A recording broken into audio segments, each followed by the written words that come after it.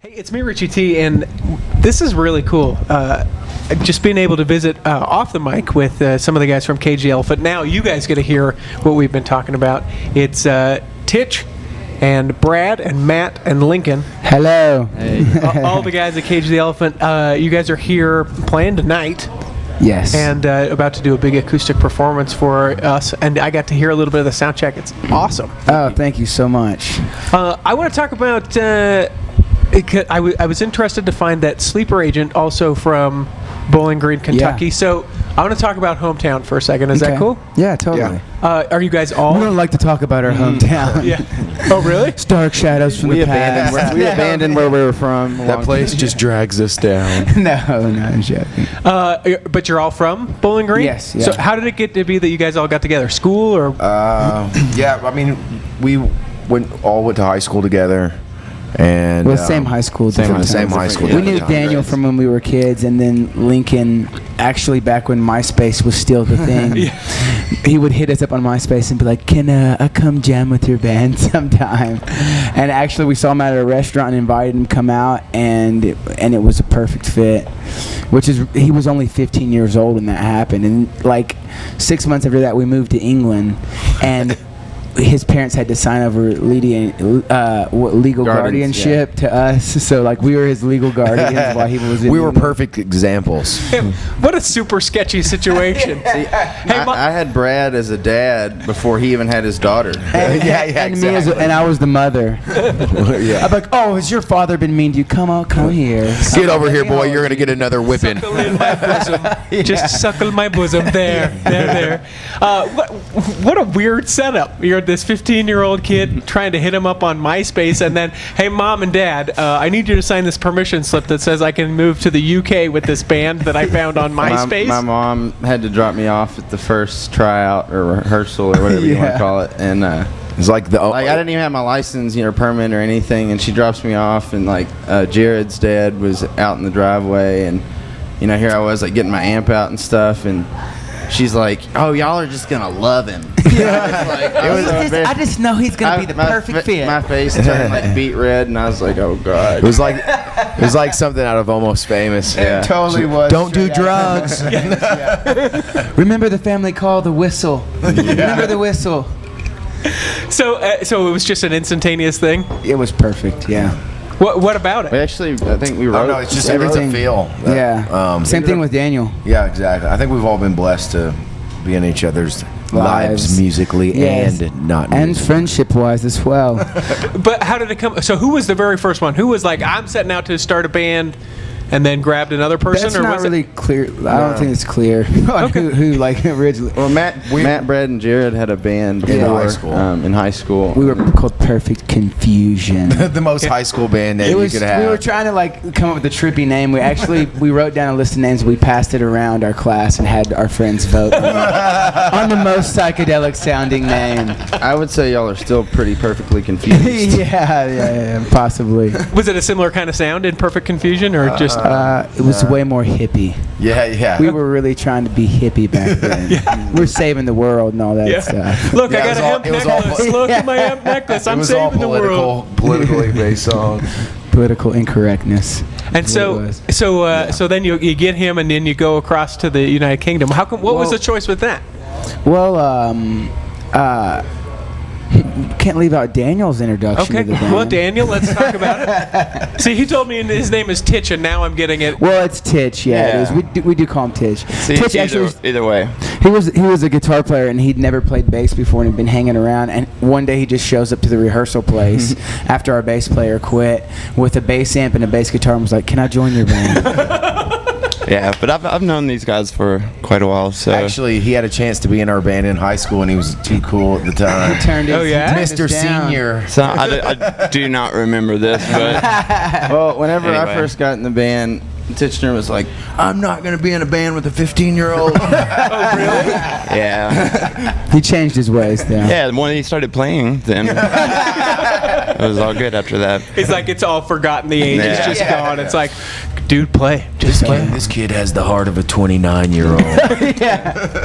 What is the age span from you guys in the band? I'm 29. Okay. It's 30. 33. 33 and 23. 23. Okay, It's so a pretty big gap there. yeah, for sure. You're like, hey, do you guys remember? And he's like, I've never even heard of that band ever. Yeah, it freaked me out the first time Lincoln told me what year he was born in. He was like 1990. I was like, what? Wait, huh? In the 90s? I remember when like 1990 Fleer baseball cards came out. I Me know, and Matt and were we're like, the finish is so glossy. These are so futuristic. Is back to the original question. So is Bowling Green, Kentucky, like this secret music town? There's I a lot think of there's musicians, yeah. I think there's good music happening everywhere. We champion it because we're from there and we're able to There's like. always see it a been lot. some great people like out of Bowling Green, like Foster and Lloyd and Sam Bush. really like good, like maybe not like most popular musicians, but you know, like on a global like thing, but like really like well respected in, you know, the community and stuff. Wait, why do you Kentucky, think? My Morning Jacket's from Kentucky too. Yeah, why do you think that is though? Because like when I think of music towns, I mean obviously everyone comes from LA, but doesn't really come from LA. But then you hear like, you know, your Nashville bands and stuff like that. I think when you're in a small town, there's not much else to do, you know? Yeah. So it's either play music or... Yeah, Go to the we club. went to Nashville though. Yeah, You know, it's hard totally. to- You tried that route? Oh, yeah, that's how Yeah. that's how it happened. We would go to Nashville and play shows every weekend, and I ended up signing a production deal, and then moved to England to pursue it. Why England though? That seems different to me. It just seemed like this rock and roll utopia across the seas that was like We were the like young perfect. kids. We were Yeah, cute. I mean, all of our heroes had freaking started out there, like Jimi Hendrix. You hear the story of him going over and being in someone's flat and just playing guitar at 2 o'clock in the morning. Everyone woke up, and it was the beginning of this new revolution. So we were like, let's go over there and do that. Permission slip signed. Let's go! Yay! And You what? know, but going back to the Bowling Green thing, I think there's a lot of great music there, but there's a lot of great music everywhere. Sure. Nashville has some really great stuff happening right now, like Fly Golden Eagle, Clear Plastic Masks, Plastic Visions, Bad Cop, Ranch Ghost, Western Medication. Western Medication. So these are all bands people should be looking up because. Oh yeah, yeah, Sure. totally. These are great bands. Amazing. Chrome So- Pony. Chrome Pony. Yeah. Chrome Pony. Yeah, Yeah. they're really good too. Does it seem like when I've been to Nashville one time, and I just feel like I'm surrounded by just creative awesomeness. Like I would think there would just be like this huge jam session. You go into some bar in Nashville and you're like, hey dude, from this really famous band, I'm gonna play because these guys aren't here. You want to join me? Sure. Yeah, you know, it's some other famous guy from another band, and it's just awesome music. I think there is really a huge sense of community there, like more so now than there has been in a long time, for sure. That's cool. Yeah. So you get to the United Kingdom, it goes pretty well. Yeah. Takes a little while. Not What's that? Not at first. It took about a year to. Yeah, we sat around our flat for like 6 months. We'd go out on little like 3 or 4 day stints and then come back to our flat and be stuck there for a week. It was really weird. Like they put us on the outskirts of London so that we wouldn't get into too much trouble. But we still got So we brought the trouble to us. Yeah, exactly. We did a lot of things I'm not proud of while we were there. So what was the thing? What was the thing where it was like, hey guys, this is moving now? It happened live for us in England more than anything. Like here, we had a really great initial response from radio and different things like that. But in England, it really came through live shows. We just jumped on a bunch of tours, and we toured pretty solid for like 2 years. And the shows just started to grow more and more, and so that's kind of how it built up over there. And then just tremendous amount of success here in the States. And, you know, I think that I couldn't count on everyone's here's hands how many times in a day it felt like I heard Ain't No Rest for the Wicked, you know? And it's a great Huge song. surprise to us. Yeah, too. totally. Because we had, like I said, we'd just come from England where the radio didn't really accept us that much. Yeah, we were kind of like the kids on the outside of the glass house, like Oliver Twist. Like, please, sir, I can we come remember- in by the fire? All the other kids are in there having fun, dancing, like, yeah, baby, it's warm in here. I remember before that record came out in the States, saying, and we were sitting on our bus in England. I was like, I just don't think it's gonna do anything in the States, guys. Like, it didn't do anything over here. I was like, I Totally. just don't know.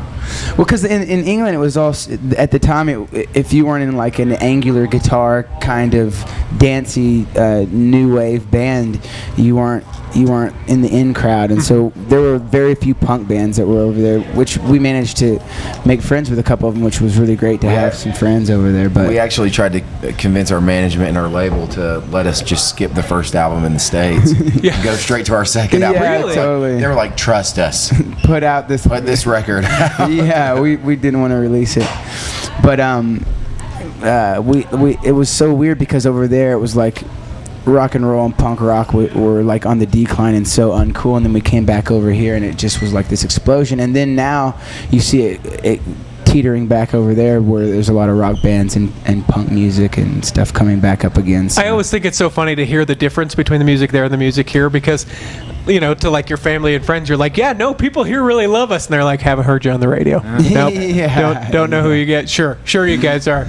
I bet. And then you come back here and it's like, wow. Well, the cool thing though, while we were in England, was to see a lot of those like garage punk rock and roll bands like getting very little recognition, and then to see it climb up over a period of time was really cool. Like some of our friends like Let's Wrestle and other bands starting to build over time. It was a really cool thing to see. Well, cool. I'm getting the signal that I need to wrap it up with you guys, but you're going to do an acoustic performance. You're touring with Muse for how long is that thing going? This is the last night. So. Tonight is the last, and then what? Then what's going finale. On? And then we're going to catch ourselves on fire. And disappear. Yeah, forever. This is our last performance. Is it taking a little break, or is it working on new music, or what's the deal? Well, we have a new record coming out October 8th, Melophobia. Yeah.